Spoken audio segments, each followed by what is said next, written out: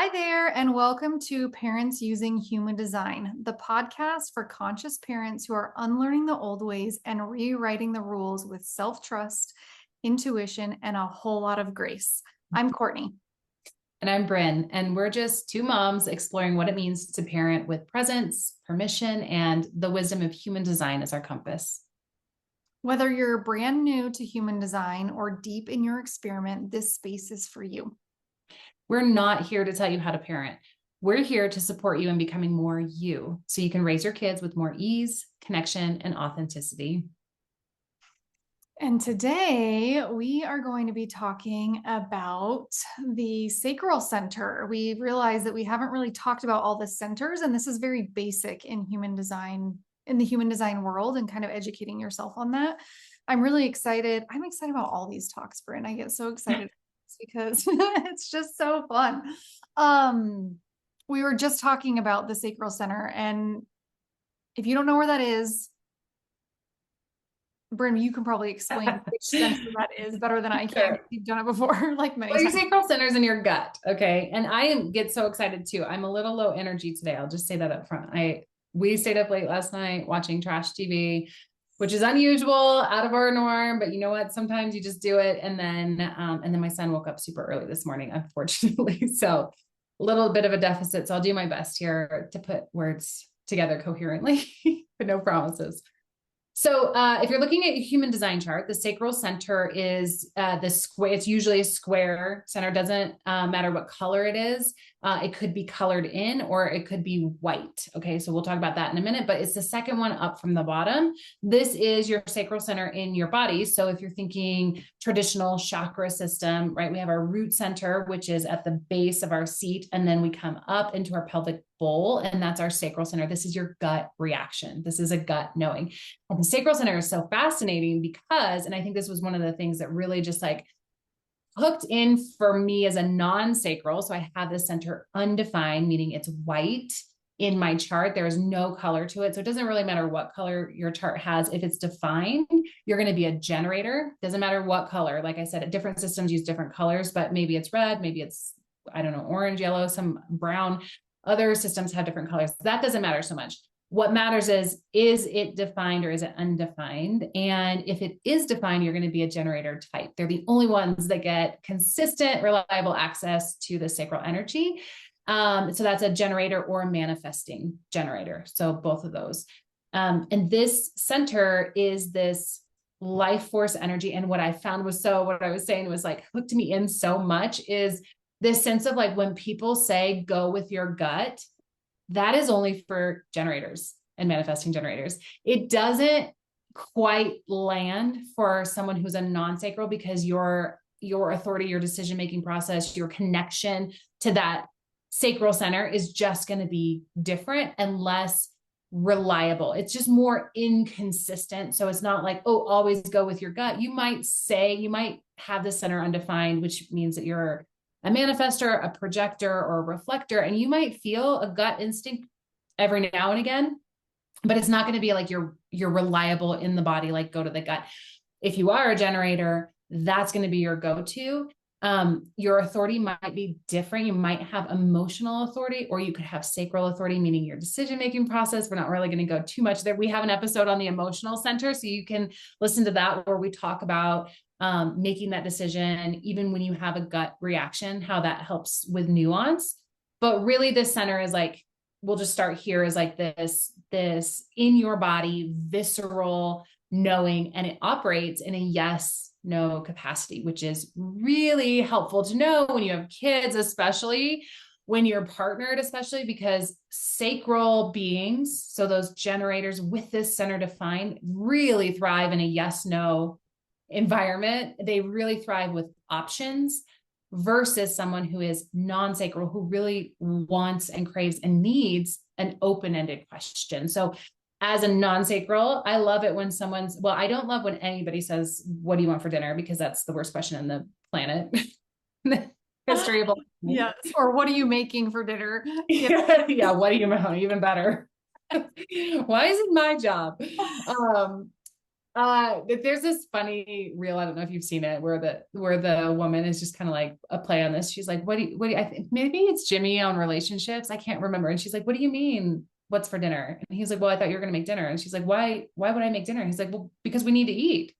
She's like, oh, well, I didn't know you needed meat to make anyway, it's just kind of, Yeah. but this yes, no capacity, right? So as a non-sacral, it's like, oh, what are you feeling? Or what do you think about that? I love those kinds of questions, right? But if I ask my generator kid, what are you thinking? What are you feeling about that? Exactly. I get that response all the time. Yeah. Versus a yes, no, or like, do you have a strong opinion on that? Does that feel funny in your body?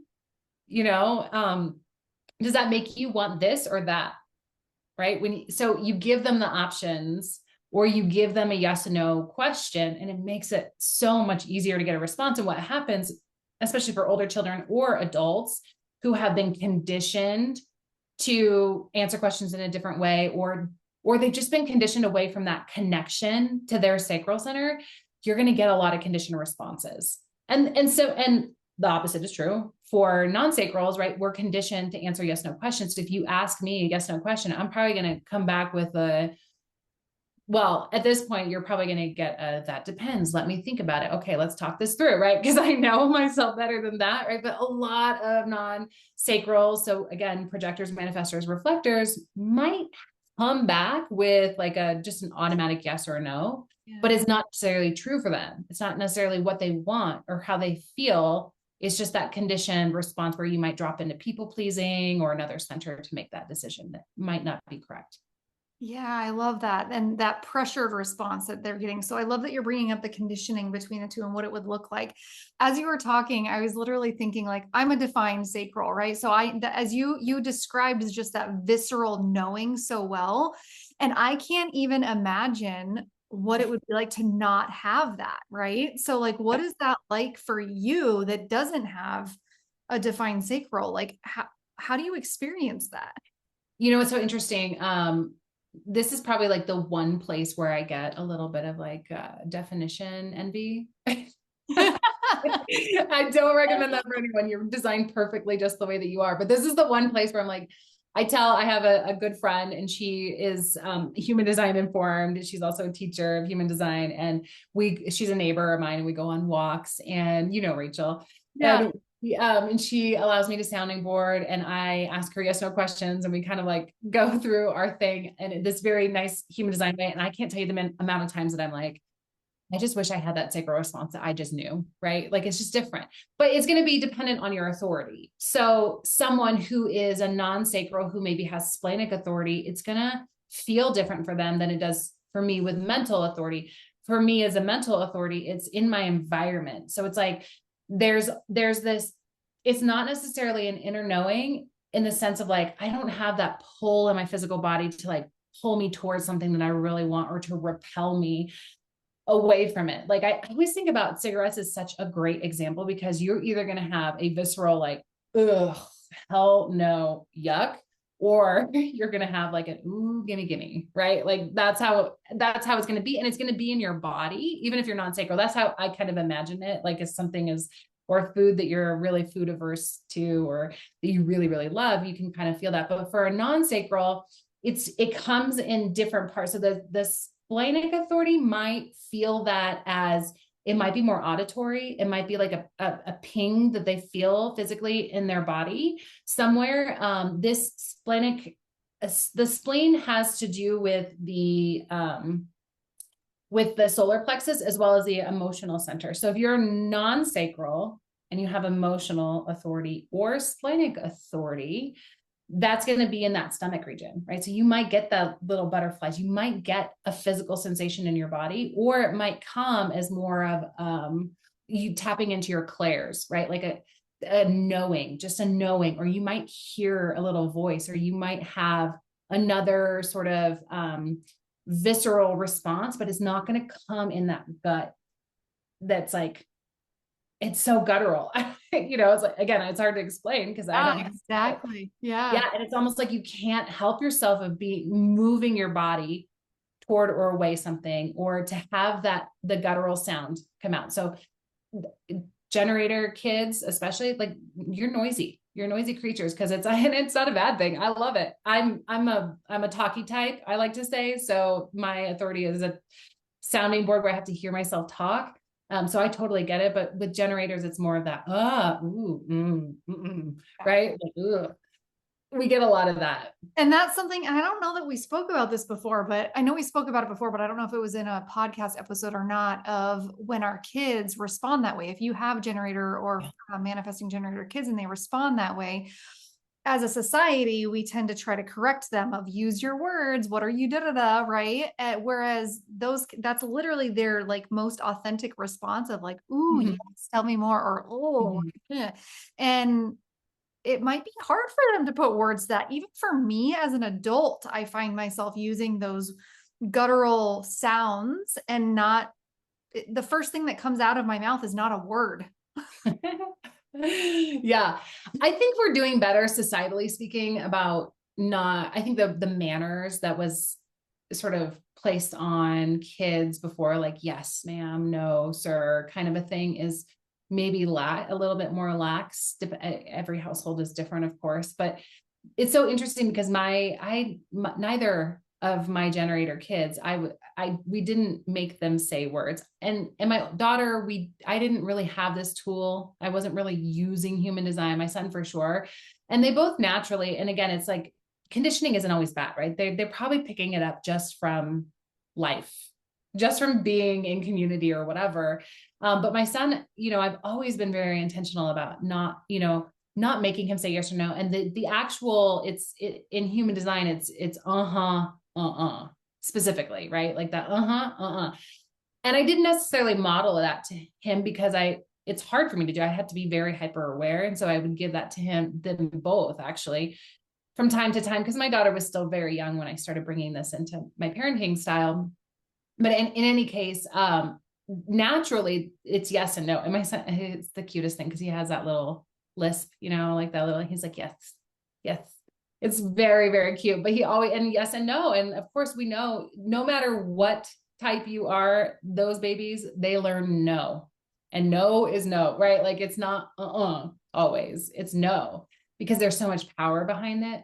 But anyway, and all that to say, yes, it is. It's like, whatever way we foster, like in our house, we foster the sounds that do come out and really recognize them and acknowledge them as part of their language, rather than being like, oh, that's a yes, okay, great, you know what I mean, and overriding it. It's like when my son makes that we know that that's like his contentment sound, and it's like, oh honey, right? And so I might make that sound back to him, or instead of I love you, sometimes at bed I'll say I love you because I can't help it, but sometimes at bed I'm like, and we do that with both my kids. Like I'll just make that, so they can hear that sound and understand that as part of our language. I don't know if that's helpful. Yeah, I think it is very helpful.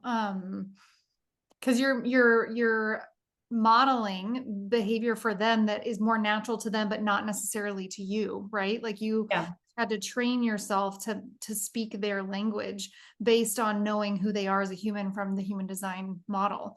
Yeah. So I think that's fascinating. I think that's hashtag goals for parenting, right? Of Well, like, these little moments take the wins. seriously, because like that's what this is all about, is connecting with them at their level, and it helps them feel heard and seen and valued and loved and all the things that we want our kids to feel. So Yeah. love that so much. Um, I feel like we can go into the idea of this sacral gut, whatever you want to call it, and we all, humans in general, not just kids, we all have to do things that we don't want to do from time to time, almost every day as adults, right? And so how do we have this sacral, no, this is not something that lights me up. That's what I want you to speak to, is as a generator, as a manifesting generator, you are meant to you have this energy, right? You're supposed to have all this energy, but it's not just about energy for all things. It's about energy for things that really light you up and really are things Yeah. that mean something to you. So let's speak to that a little bit, because there's things that we have to do that we don't necessarily want to do all the time. And how do Yeah, we, for sure. yeah. So, okay. So there's a couple, I think, foundational pieces here. So one is really helping for yourself as an individual, understanding your energetic capacity around the sacral center. The sacral center is the only one that has this sort of sustainable um, energy, right? It's life force energy. It's this vitality. It's sexual energy. It's this energy to create.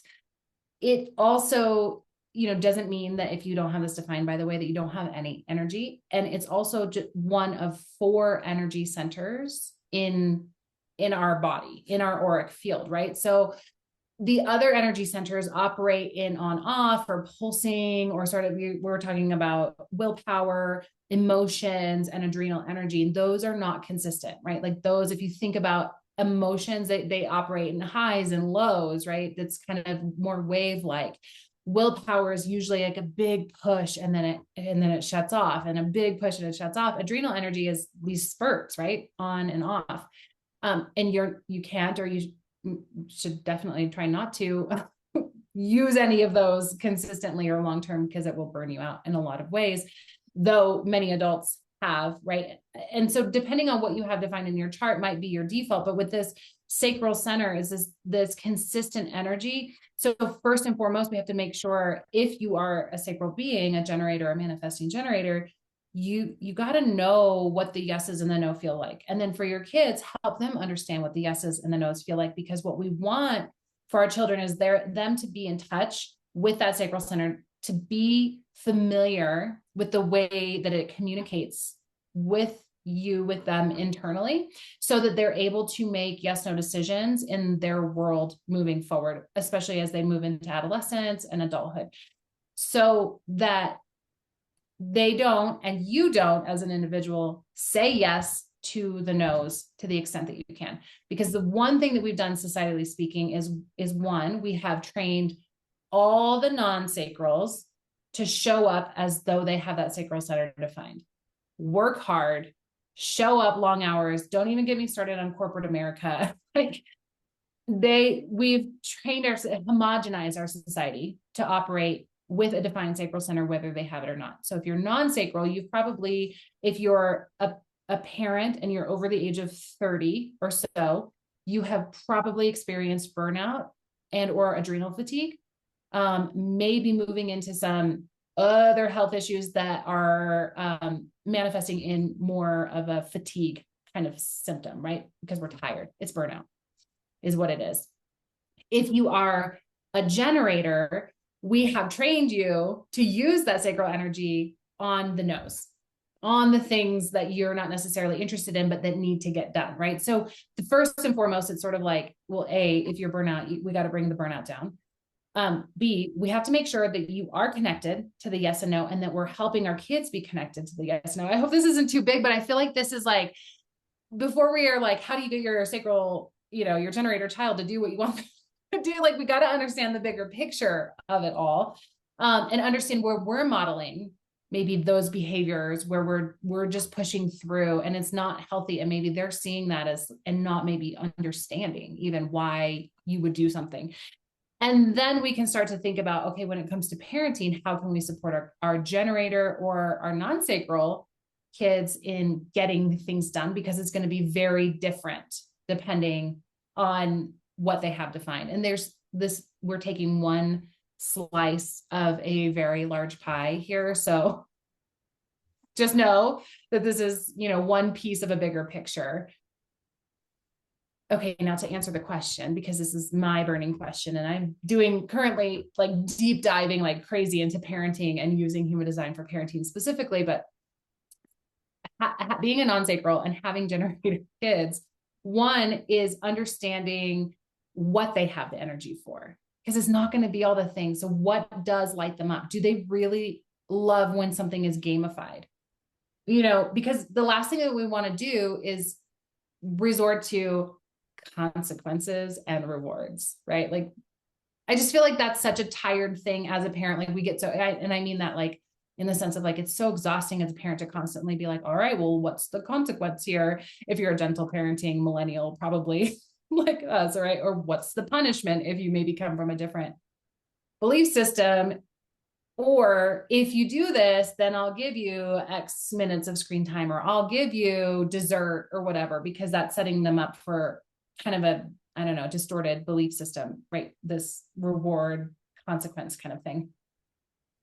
So I have it's to really, add that I yeah, think that depending on the situation, like there might be times that call for those things and times that you can be more leaning into this like other ideas for making it more fun and less yeah, exhausting for everybody involved, right? Because yeah, obviously our kids need to learn consequences from their actions and they need to learn rewards for their actions and things like that. That's part of being a human, but it gets exhausting doing that. And like you're saying, when you use it too often, it creates this unhealthy relationship with a risk reward type of situation. And like we've seen it even because we reward some things that maybe we shouldn't be rewarding, and it's like they expect the reward every time they do the thing, right? And that's not healthy either, because that's not how the world works, right? So anyway, didn't mean to yeah, interrupt your thought, but yeah. No. You were so much more articulate in summarizing what I was saying, because I feel like I'm out there today. Because I think there's a few different things that we wanted to touch on. So one piece of this is, understanding what lights them up. If you have a generator child or children, they are like little energizer bunnies, right? When they're in play, when they're lit up. But then the second that they have to do something like a chore or something, and then all of a sudden it's like, oh, I'm too tired. I can't, I don't want to, right? Like, and it just like they lose their energy for it. And that is not necessarily inherently bad.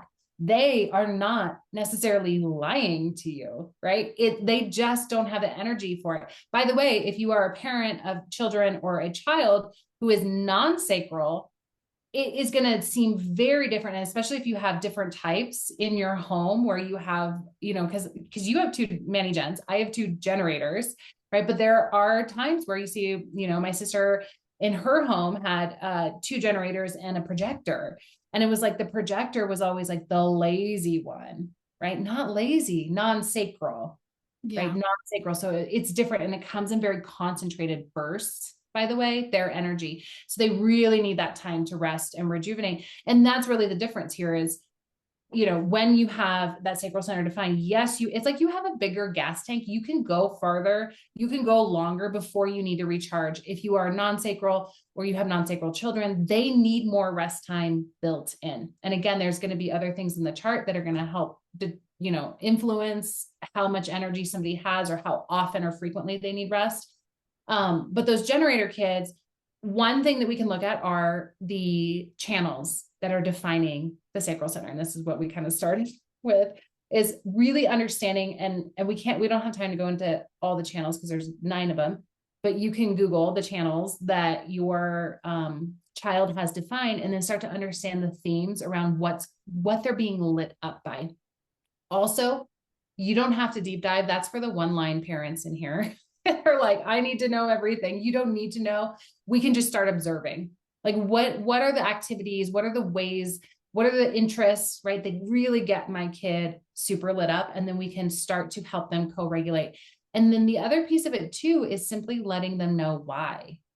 So it's, this is a house rule that we all have to have our own chores. If there's a different chore, is there a different chore that you would rather do in place of this? Maybe if that's an option, give them the options like, hey, we're doing chore time. Do you want to take out the trash, or you want to clean the toilet? I don't know who would ever choose cleaning the toilet, but you know what I mean? Really hilarious because my son loves to clean the toilets. So he will Okay. pick that all day over doing something else like vacuuming or dusting. Isn't that Yeah. crazy? It's funny, but I guarantee we would find it in there somewhere. There would be like some reason why that find is especially satisfying to him. But that's so funny. Great. I mean, Exactly. So we over. do it.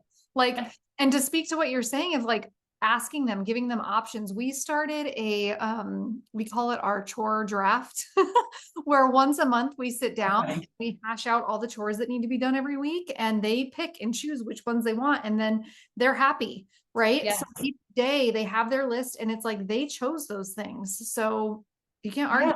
Yeah, absolutely. Yeah. Yeah.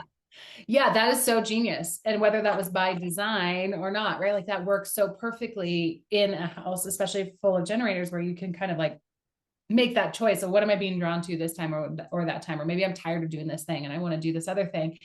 The other piece is maybe the gamification of it, right? Like, oh, this is the draft. Okay, this is just 1 month, or you're breaking it down. It's not like, oh, forever and ever, amen. I have to like take out the trash and it's the worst thing, or do the dishes or clean my room or whatever.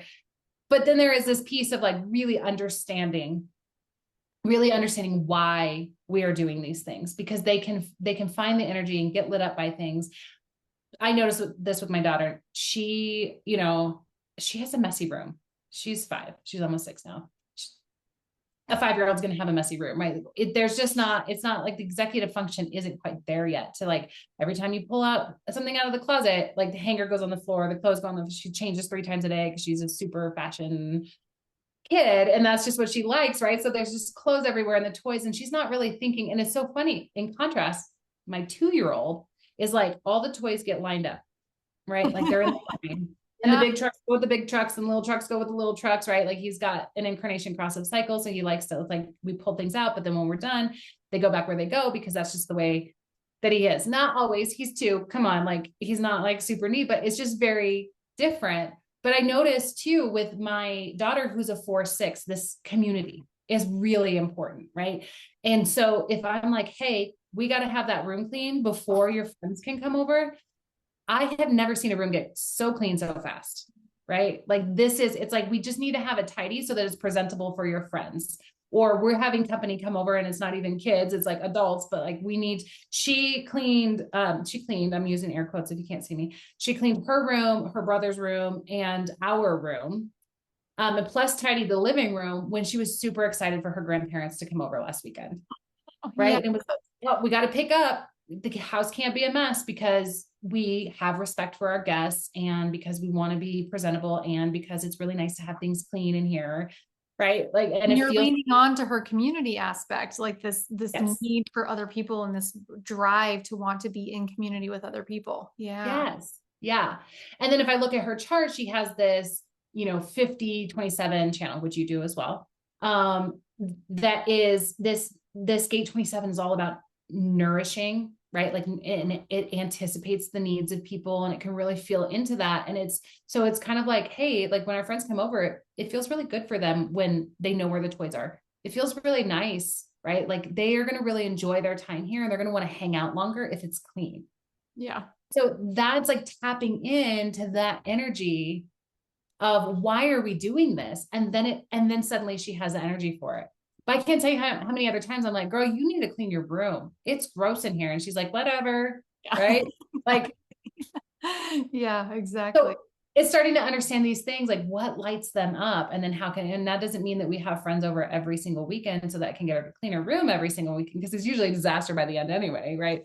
Sure. The other thing is, depending on their age, depending on the way their brain works, you might need to body double. You might need to support them in the executive functioning, right? Like, okay, hey, maybe we can start with laundry. I'm doing laundry. Hey, can you pull all the dirty laundry out of your room and bring it to me so that I can do the laundry, so I can wash your laundry. Like it becomes a team effort. It becomes, we're doing this now. If you have non-sacral kids or you're non-sacral, it's going to be, we got to be a little bit more flexible, by the way. I know we were talking about, we have amongst us, right? We got a bunch of generator kids running around. So it's like, how do we get them to do what they're not lit up to do?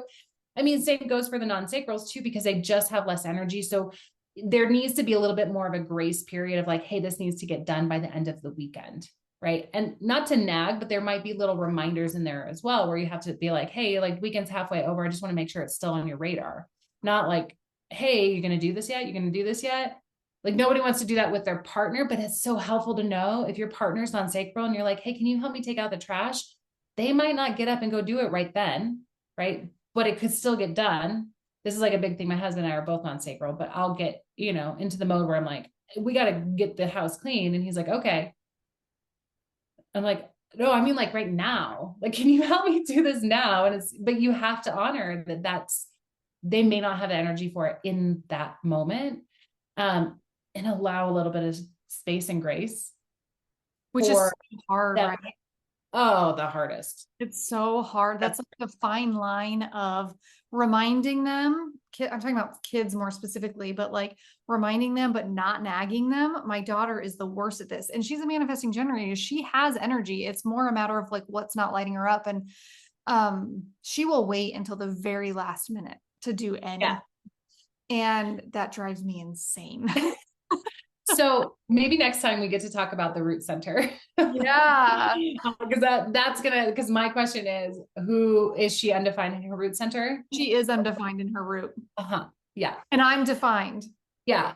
So there's a lot of conditioning that can happen with the root center around the pressure to get things initiated, to get things started, to get things going. And so she's going to feel the pressure. So depending on how you were raised, so if you were raised like we need to get things done quick, or you move quick, there might be some other things playing into this as well. But with that root center, not to totally distract from the sacral, but like if with her undefined, she's going to feel that pressure bigger than you even feel it, right? And it's going to be coming from you, whether you're saying something or not. For sure. I already know that. Like you say that, I'm Yeah. like, yep, that's exactly Yeah. what's happening. Yeah.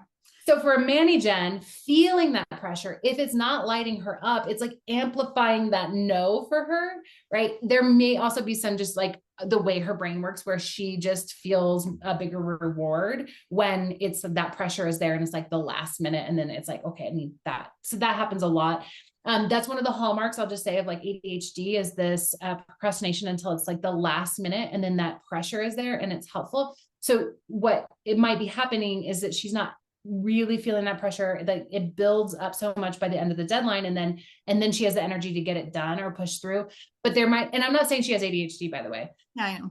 There are a lot of, I don't know, similarities, I'll say, between a manifesting generator. There are things in the chart that could indicate, that maybe, like, how do I want to say this delicately? Because I'm not diagnosing anything, right? I'm just saying patterns exist where there are things that are completely natural for someone in their expression based on their design that are also labeled as traits of ADHD, which may or may not actually be ADHD. It may just be the way that they are. And then you layer on top of that conditioning, right? Because I Yes. come from the belief that most of like ADHD, and I'm not saying all, again, we're not diagnosing, we're not doing that here, but like in my experience, when you talk about ADHD and these behavioral things that are happening, there's often an underlying conditioning that went on at some point that created this behavior that is in response to something, right? Yeah. So you have your design that could be playing into it, and then you also can layer on top of conditioning that can be playing Yes. into it. And yeah.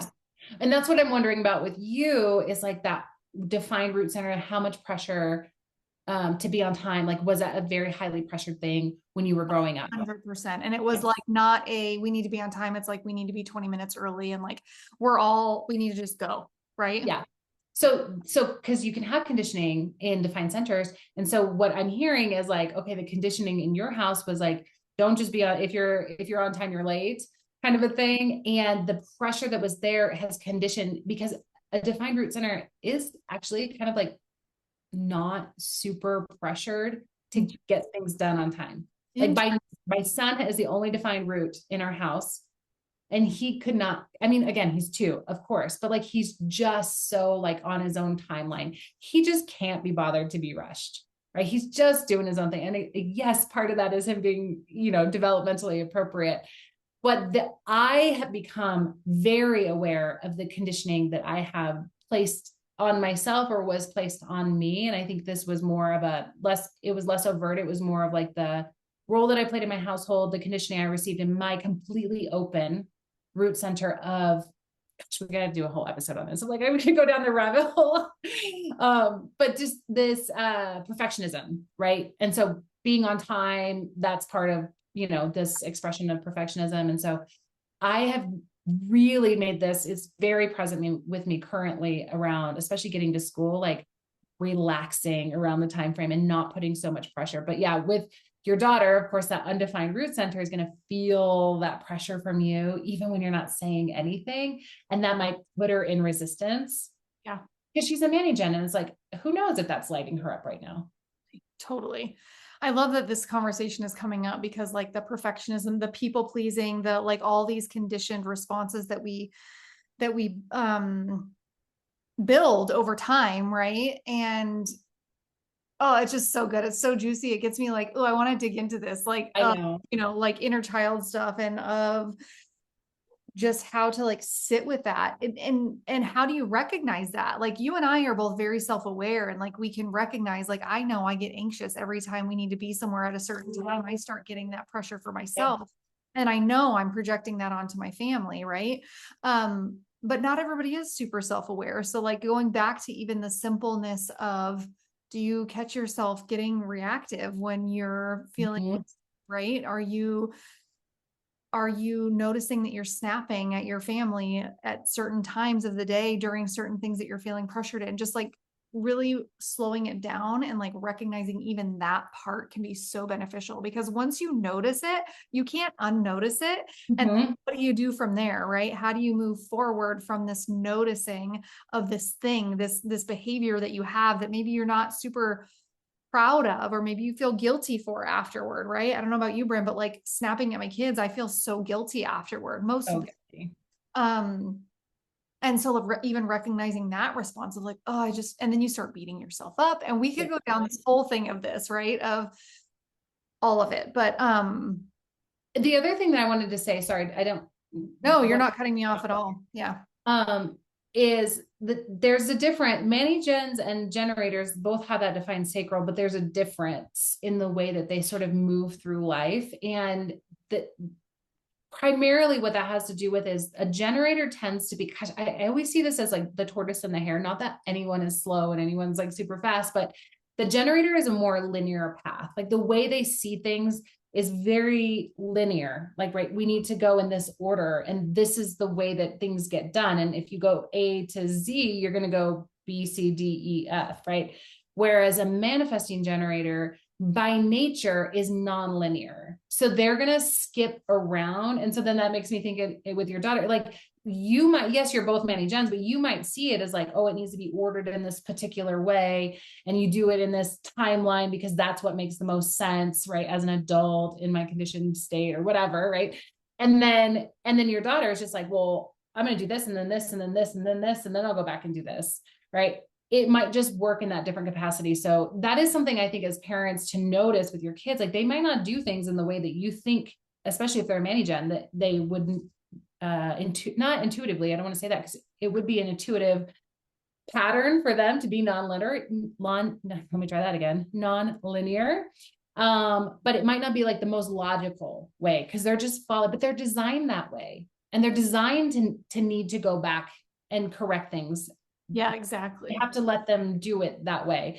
But going back to the space and grace, it's like the hardest thing to do, especially when you're in a household and you're, I think a lot of women in the household tend to be the not always, but tend to be the sort of household manager by default. And so you're trying to like manage all of these things that need to get done every single week or every single day or whatever. And it's like, I need you to do this now so I can check it off on my list, So it's really hard to think, well, can that happen in 2 days? Would it be okay? And if we can start to shift our expectation, that can free up so much energy. Right.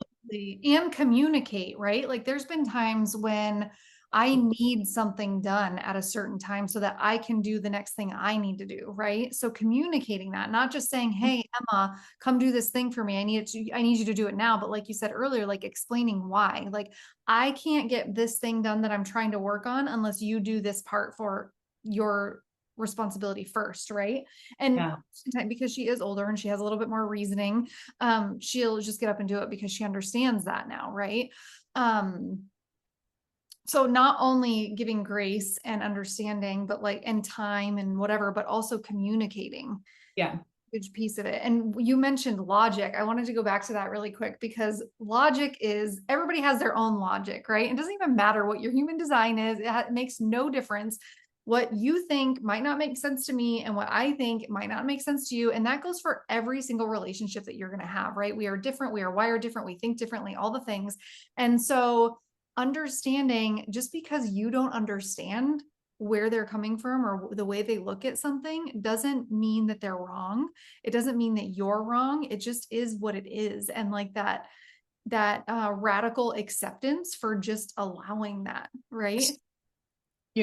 This must have been my karmic destiny to learn this, because I have a husband whose incarnation cross is explanation, and a daughter whose incarnation cross is explanation. And so it's like, not only do they learn by explaining things, right? It's like that verbal processing, but they are naturally drawn to feel the need to explain themselves. And the amount of times I just shut that down, because I'm like, no, I already know what you're going to say. Right. But that's part of their process too. So anyway, I just have to laugh when you bring that up, because I'm like, boy, that was a lesson I am apparently here to learn, because right, like understanding the way someone sees the world as a projector, I want to be like, no, I already know, because projectors, like all the projectors listening here should probably laugh when they hear me say that, because we're like, we already know, we know everything. Or so we think, right? But you can't really know. Right. And also this having the respect and honoring other people's processes, no matter how small or old or young, or, where they fall, like if they're just a child, it doesn't matter. Like, it's not that I mean, it doesn't matter in the sense that it's not like their thought process is less valid, or their logic is less important, or whatever, right? It's still totally valid. And especially if we're on a mission, not on a mission to like not condition our kids. I don't want to say it that way, but right. If we're really committed to raising our children in a way that allows them to express who they are designed to be authentically, like we have to really create space for that. But there is nothing like, well, parenting, and I would add entrepreneurship into this, of like, to bring up all of this conditioning to see, oh, right? Like it gets pinpointed, highlighted, underlined. And when you talk about that, like, especially in the trauma world, right? Like as your kids get to certain ages where maybe you had a traumatic experience, and then that shit, excuse my language, but that it just comes blaring at you. So if you're like listening to this and you're like, I am that reactive parent, I am the one that loses my cool, like I am whatever, I want to encourage you to give yourself grace. It's not just about giving everybody else grace all the time. It's about giving yourself grace too, and giving yourself love and compassion, and giving yourself space to be able to do that, right? It's not always easy to do that, but it is possible, and you can do it. And I just want to encourage you in that, because it's so it's what I work on with my clients every day. And it's so life-giving to just see that transformation. I had a coaching call yesterday, and she's like, I read to her what her goal was at the beginning of our time together. And she was like, oh my gosh, like I'm there. And it was I can't even remember exactly what it was now. It doesn't really matter, but it was about, giving herself the grace, extending love and compassion, not being as reactive, understanding herself a little bit better. And we bring in this human design component to it too, because it allows us to really recognize and see who we are by design. Mm-hmm. Yeah. Yeah. And I love it. This concept of awareness is really being the key to change, right? Like you can't change something you're not aware of, but once you're aware, then that opens up the capacity for you to have choice. Yeah. Right. In the situation, it's been so present with me. So I'm glad that kind of came full circle. Yeah. And human design is such a great tool for bringing up this awareness, and looking at your own chart, looking at how your chart, even if you don't understand how to read a human design chart, if you just put it next to your partner's or your children or your child's chart, and you just kind of look and see like, where are the colors different?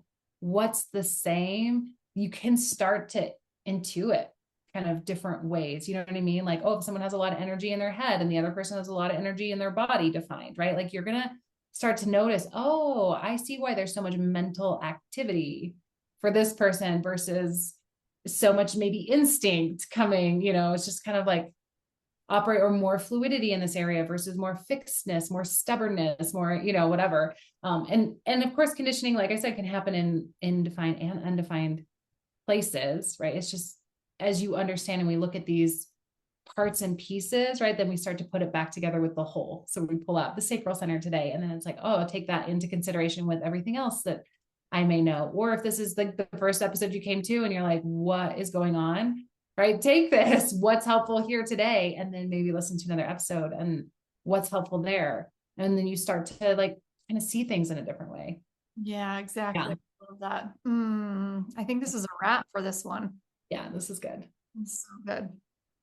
Okay, you guys, if you have any questions, you have any comments, we would love to hear from you. We want to continue doing this, and we want to like give you what you want to hear too, right? Like, is there a specific area of human design that you have questions about? Or is there something that came up today that maybe you wanted to speak on from a comment perspective? Please like leave comments or send us an email. We'll leave our contact information in the show notes so that you can reach us. Yeah, if there's like a specific question too, like this is, or a situation, like this is going on in my household and they're a this and I'm a this, like I'd love to look at that. yeah, of course. Heck yeah. I love that. Okay. Well, Thank thanks, you guys. guys for listening, and we'll see you next time.